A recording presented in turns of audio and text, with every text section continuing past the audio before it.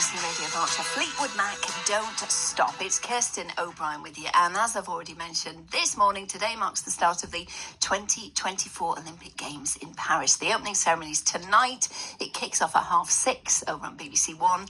And so I'm spending the morning getting to know some of the newer, more niche Olympic sports that you can do in our area. And now I'm going to delve into what might be the coolest Olympic sport of all time. I absolutely love that this is going to feature in the Olympics this year. Breakdancing, or breaking, as it's known, making its Olympic debut in 2024 in Paris. So I'm going to watch it in action. I'm going to give it a try myself, and I'm in the very capable hands of Devonte, who was coming from Reading, brought two of his breaking students along with him. So I've got Andre here, I've got Chris here as well. Nice to have you all in the studio with me for now, and then we'll relocate and do. So are we saying breaking, not break dancing? I was getting a nod when I said that from Chris. Great. Yeah, we refer to it as breaking, but yeah.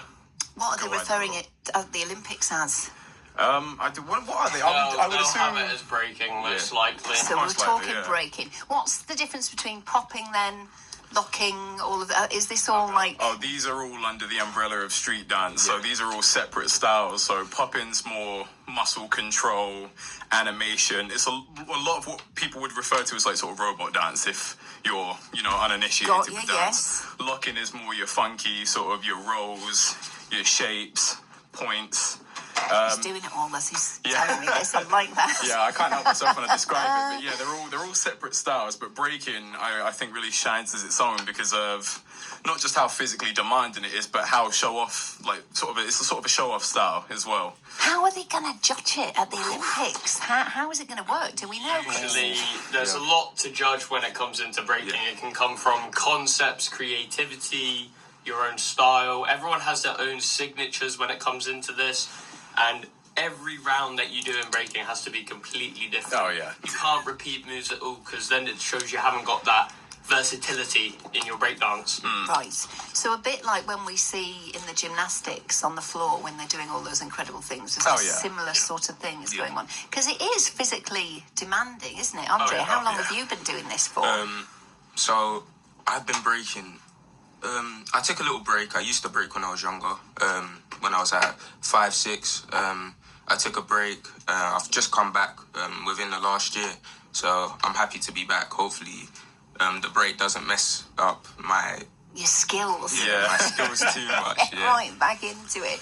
Because how do you teach it? Is there a set amount of moves that you learn and then you put what you want together, or how does it work as a discipline when you teach usually when it comes to more sort of beginner students, you lay down the structure of our 4 phases when it comes to breaking. So you got your top rocks, you got your get downs, your floor works, and your freezes. And then obviously optional, there is power moves, but the more advanced you get, the more likely you will to see power moves in any set. But then obviously you get to your more experienced students and you've got to start thinking outside the box. You've now got to take those structures that you've had and you've sort of got to break them down and rebuild them through your own perspective, which is what helps, as Chris mentioned, break dancers put their own signature on what they do. Because you could get 10 different break dancers that do exactly the same move, but as long as they put their own little flair on it, it then becomes their own variation. It's something different. So there really is a limitless amount of combinations that can come with any set in breakdance. But yeah, when it comes to actually getting into it, I'd personally say it's more about perspective. Right. Yeah.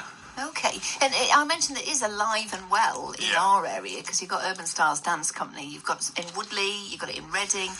Did you get involved from a young age, Chris? Yeah, so I started dancing when I was about 10, so 8 years ago-ish.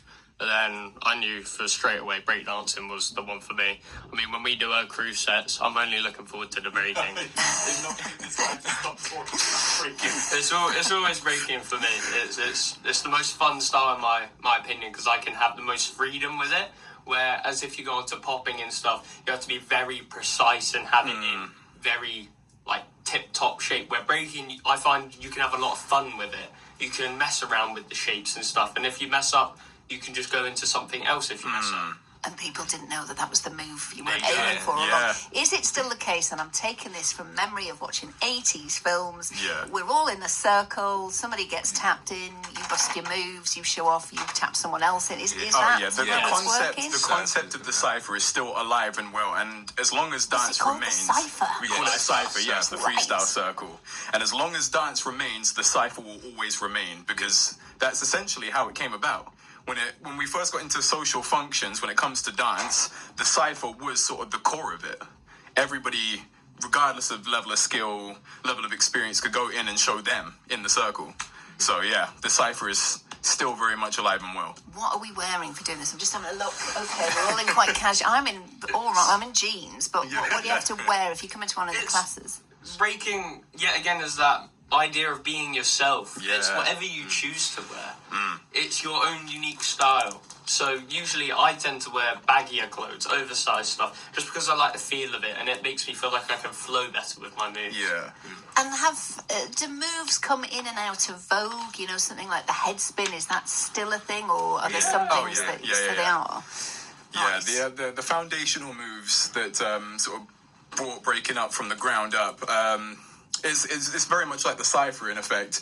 All of these things that were around in the origins will always remain because it's going back to the foundations and building off of those which creates the versatility that we have now, because obviously everybody expects the same sort of moves to the point where now you kind of have to come with something different in order to get yourself out there.